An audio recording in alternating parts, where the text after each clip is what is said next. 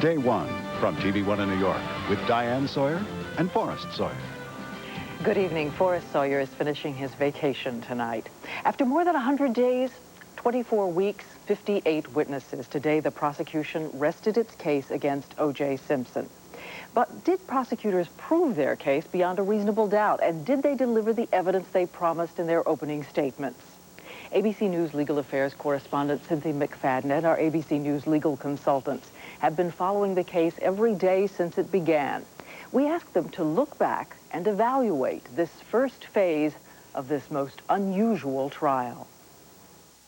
January 24th. 7 months have passed since the murders. 2 jurors have already been dismissed.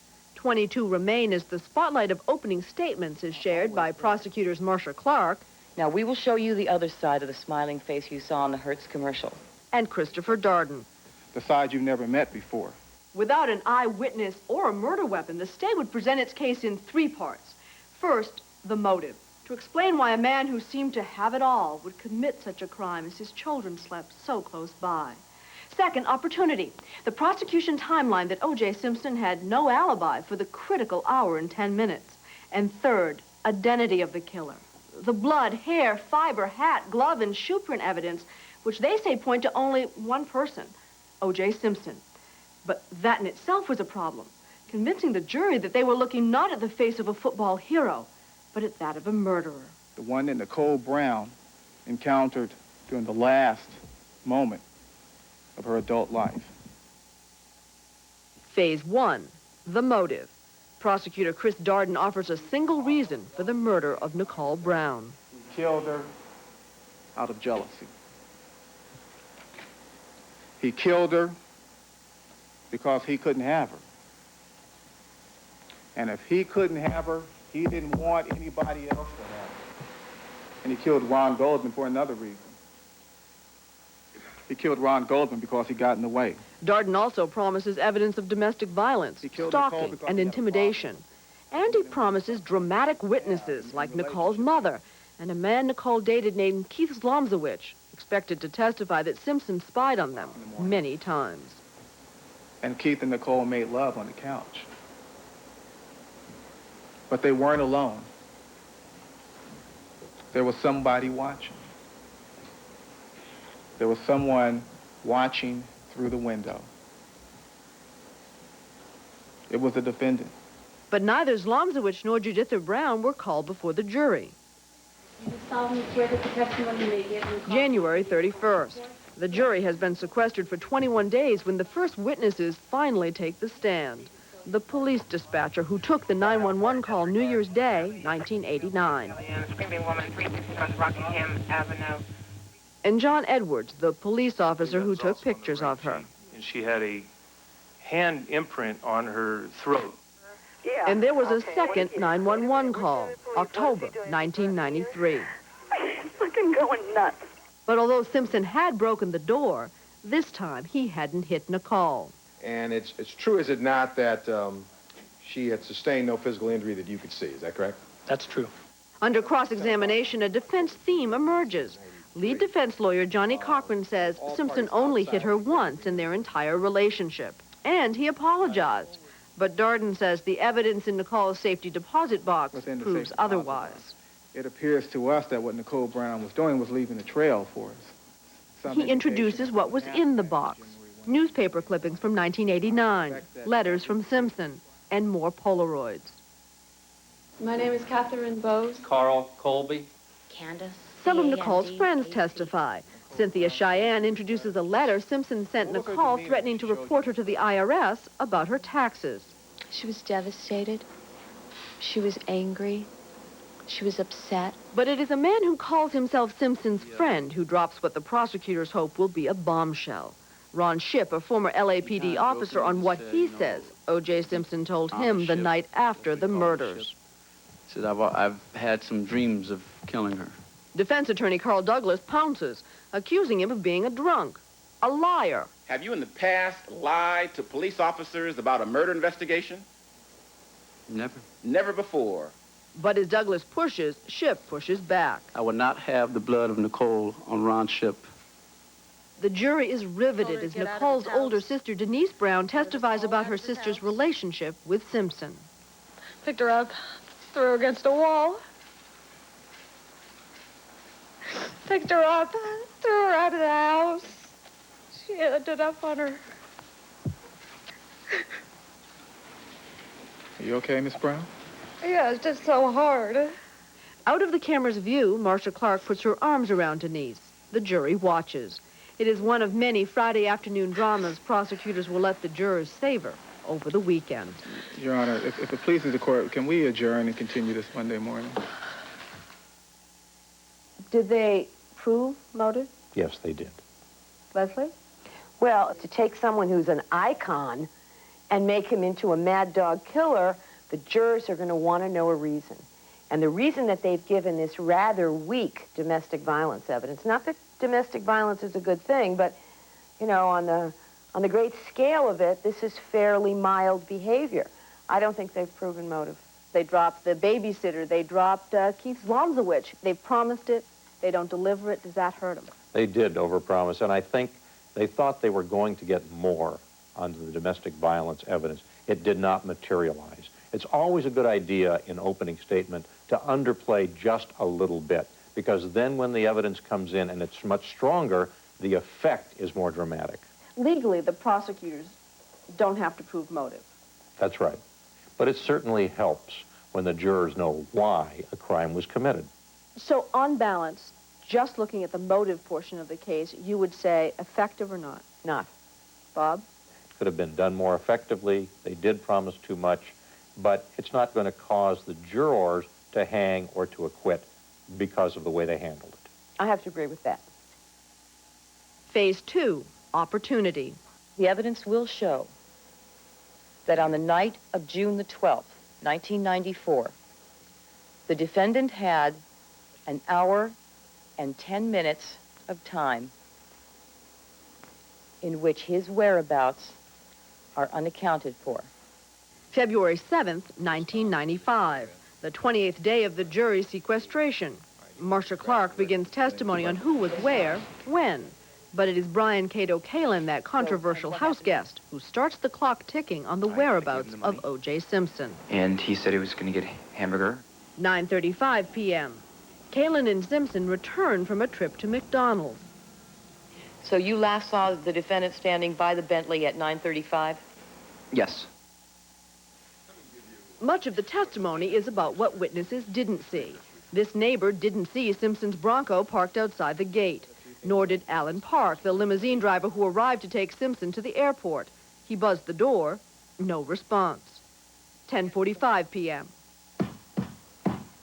Thump shake the wall by Kalin's air conditioner, right where that bloody glove would be found the next morning. 10:52. Limousine driver Alan Park sees a black person of Simpson's height and weight go to the front door. Some lights came on downstairs. And this time, when Park tries the buzzer, O.J. Simpson answers That he overslept, and he just got out of the shower, and he'd be down in a minute. So the prosecution argues that O.J. Simpson's whereabouts were unknown from about 9:35 until at least 10:45 p.m. Plenty of time to commit the crimes. But now the prosecutors must prove when the crimes occurred. And we will show that it was during that hour and 10 minutes that the murders were committed. At 9:40, Nicole Brown is on the phone with her mother, and Ronald Goldman's co-workers testified he left the Mezzaluna restaurant with Nicole's mother's eyeglasses a few minutes later. But for the time of the actual murders, prosecutors rely on the bark of a dog. 10:15 p.m. Pablo Fembez is at home across the alley from Nicole Brown's house and hears persistent barking. I described it at the time as a plaintive wail.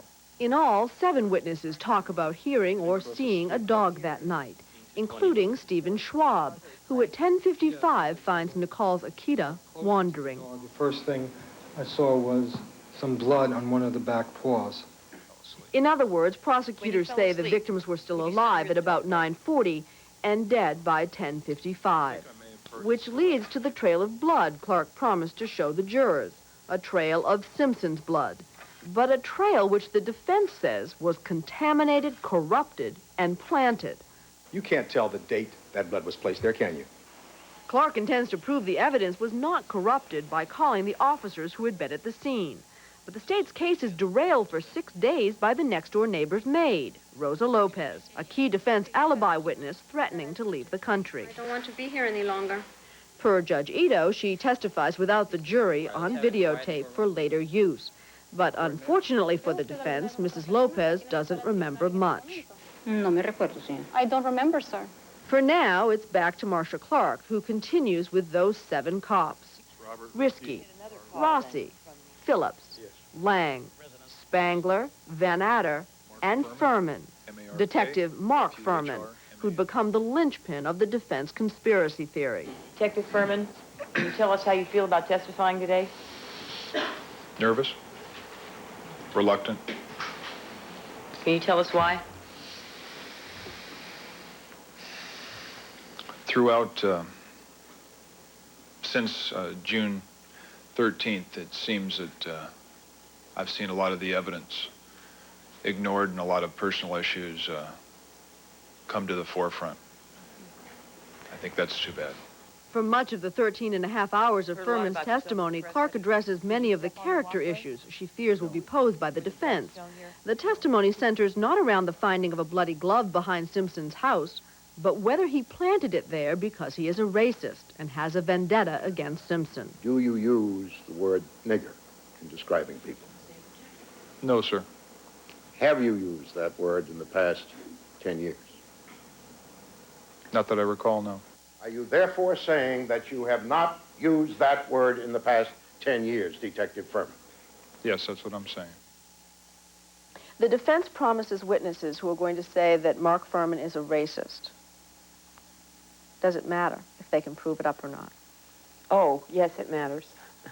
You bet it matters. I think that jury's been waiting to hear at least one person come in and say that Mark Furman used the N-word in the last 10 years. So, Bob, is this the promise that the defense had better fulfill? Whether they fulfill or don't fulfill the promise is not the point. What the portrayal of Mark Furman as a racist does is to give a hook to some juror who simply doesn't want to find this defendant guilty to turn to the other jurors and say, I just can't trust Mark Furman, therefore I can't vote for guilty. If that happens, there's a hung jury, and that's a victory for the defense. Has the prosecution established, Bob, that there was this hour and 10-minute window during which O.J. Simpson had no alibi? Did they establish the timeline parameters? There's no question that he had enough time to commit the murder. The only question that has to be answered is, did he commit the murder during that timeline? You know, the only thing the defense could do at this point is actually explain minute by minute where Mr. Simpson was. And the only way to do that is to put O.J. Simpson on the witness stand so he can talk about chipping golf balls in the front yard while using his cellular phone, as his lawyer did in opening statement. But I don't think there's any problem for the prosecution in the general time of death, and that's a general time before 11 o'clock when O.J. Simpson's whereabouts are currently unknown. The exact time of death doesn't have to be pinpointed. As long as it's within that window that Mr. Simpson had available to him to commit these crimes.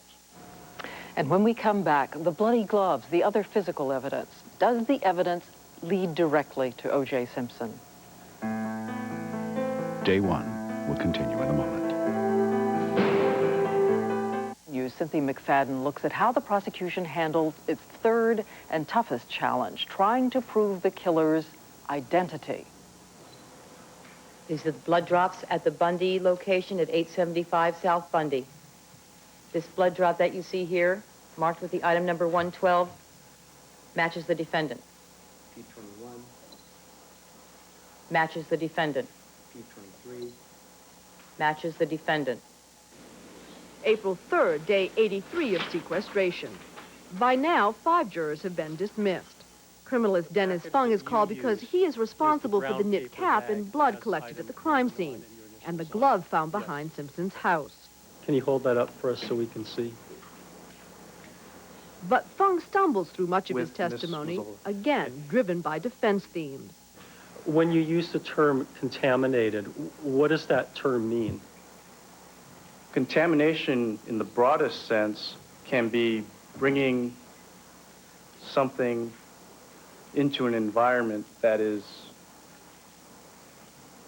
unwanted or undesirable. There are more than 24 prosecutors working on this case, one for every 2 witnesses. Fung is questioned by Hank Goldberg, known more for his charts and graphs than for his courtroom style. And EPR stands for Evidence Processing Room? Yes. The jurors will not hear from Marcia Clark through this week or for the next 10. For now, the spotlight is captured by the unrelenting Barry Scheck. You made up the fact that it was The defense attorney who, in cross-examining Fung, continues the drumbeat of evidence corruption. There. How about that, Mr. Fung? Is that a question, Mr. Scheck? Yes.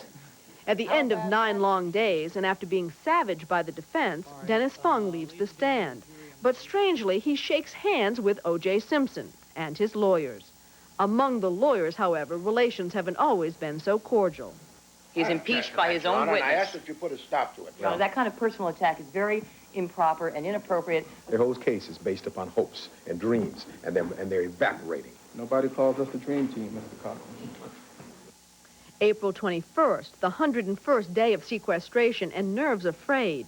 By now, 6 jurors have been dismissed, and the majority of those remaining refuse to take their seats in an unprecedented protest over the conditions of their sequestration. Noticeably, Judge Ito, after talking to each of the jurors, sets a new tone and pace. No. I'm ordering you to confer. Mr. Neufeld, stop while you're ahead. Yes or no? Yes or no? I don't. Mr. Go. But I don't have a... Thank you. A new pace, that is, until the 36.5 hours of testimony from the coroner, Dr. Lakshmanan Satyavagishwaran. He is questioned by yet another prosecutor, Brian Kellberg. It's coming like this. The mood in the courtroom dramatically changes as the coroner demonstrates how he thinks the victims died and presents dozens of haunting autopsy photos. My question is, would it, in your opinion, be a fatal wound? It is also his job to explain away as many as 40 errors made by the deputy medical examiner, Dr. Irwin Golden, who performed both autopsies. Strategically, Golden is not called to the stand. I do. May 8th. Perhaps the strongest evidence is the test results of the blood found at the crime scene presented by Dr. Robin Cotton. Did Mr. Simpson match item number 52, the Bundy stain? Yes. She presents even more DNA evidence than Marcia Clark promised in opening statements. Simpson's blood is where it shouldn't be, and the victim's blood is in his car. And Dr. Cotton delivers a staggering statistic. Blood found on a sock in O.J. Simpson's bedroom matches Nicole Brown. Odds of someone else's matching her DNA? Dr. Cotton says at least 1 in 6.8 billion. To 1 in 530 billion, is that right? There are only 5 billion people on the planet. The state's blood evidence seems unshakable as Dr. Bruce Weir, their statistician, weighs in. Well, this is where it starts to get embarrassing, because I would say it's a 1 trillion. But not as embarrassing as a mistake Weir makes in his calculations. Well, it was worse than I realized. Another mistake, on top of the criminalist and the coroner's errors. All right, this chart, which is titled Known Carpet Fibers. But there is even more identity evidence at the crime scene. Carpet fibers from a Ford Bronco, like Simpson's. African-American hairs, like Simpson's. A shoe print, Simpson's size. And then there are those 2 extra-large gloves that Prosecutor Darden had Simpson try on. You having a problem putting the glove on his hand? Simpson pulled and tugged and grimaced as the jurors leaned forward for the show and tell. But did the bloody gloves fit? Well, not exactly. But the prosecutor's glove expert explains they should have, that they probably shrunk. But was that demonstration a serious mistake? Days of damage control follow as they give Simpson a new pair to try. All right, Mr. Simpson, would you show your hands to the jury, please? Front and back. All right, thank you, sir. At this point in time, having seen the prosecution's case in the cross-examination, has the defense raised reasonable doubt? Oh, I think Christopher Darden raised reasonable doubt when he handed O.J. Simpson the gloves. I think that is the most compelling piece of doubt evidence, if you will, in the case. Because take all the conspiracy theories in the world aside, the killer wore those gloves. If they don't fit O.J. Simpson, he is not the killer, period. Bob, how could it have happened? How could it have happened that the prosecution, with Christopher Darden questioning the witness, could have had O.J. Simpson stand up and put those gloves on, which clearly didn't fit? I think they rushed into it, Cynthia. They didn't stop to take their time to properly strategize that whole sequence. For some reason, at that point in time, they thought they had to do that demonstration. They didn't. They could have done it later. It does seem to me that virtually every lawyer in that case is what I call, a home run hitter, which can be a big mistake. To always go for the big play can be a terrible mistake. Home run hitters or not, there were all those prosecutors. So many that in one stretch, the jurors didn't hear from Marcia Clark for 2.5 months. So why do it this way, Leslie? It's almost like a tag team. I think it's absolutely ludicrous. Why do it this way? You don't do it this way. I don't think the defense should do it this way either. I have felt all along there are too many defense lawyers. It makes it look like they're unsure of themselves. That is not the image that the prosecution, that the government wants to project. They come from a position of strength. And by mimicking the, quote, team approach of the defense, they have taken that position and turned it into weakness. Did the state prove its case beyond a reasonable doubt? The state has proven its case beyond a reasonable doubt. I have seen people go to state prison on less evidence than's been presented in this particular case. There is no question they've proven the case. Now the question is to get the jurors to believe that. People have been executed with so much less physical evidence. People have been executed on the basis of what we call conventional serology, no DNA whatsoever. This is very powerful scientific evidence. So they have certainly accomplished the mission of saying his blood was at the scene and their blood was at his house. Seems to me they have accomplished that. Now, the defense's attack on that is the police planted it there. Is that a toughie? A toughie. A toughie to prove. A toughie to believe. A toughie to believe. Will we see Rosa Lopez in the defense portion of the case? Not a chance. They promised her in opening statements. What do you do about that? Do you just pretend you never said it? You get up there in the end and you say, now, ladies and gentlemen, we promised to call 15 witnesses, but as you know, your numbers keep shrinking, and we feel the prosecution has so thoroughly failed to make a case beyond a reasonable doubt that we weren't going to impose on your time or take you away from your lives any longer, blah, blah, blah. No, but Bob, and the prosecution nails them right between the eyes. Johnny Cochran stood before you, ladies and gentlemen, and said that O.J. Simpson was chipping golf balls. We've had no witnesses to tell you that he was chipping golf balls. They told you they were going to bring in Rosa Lopez. We haven't seen Rosa Lopez. What's wrong with this group of defense lawyers? They promised you things, they didn't deliver. And will they put O.J. Simpson on the stand? I doubt it.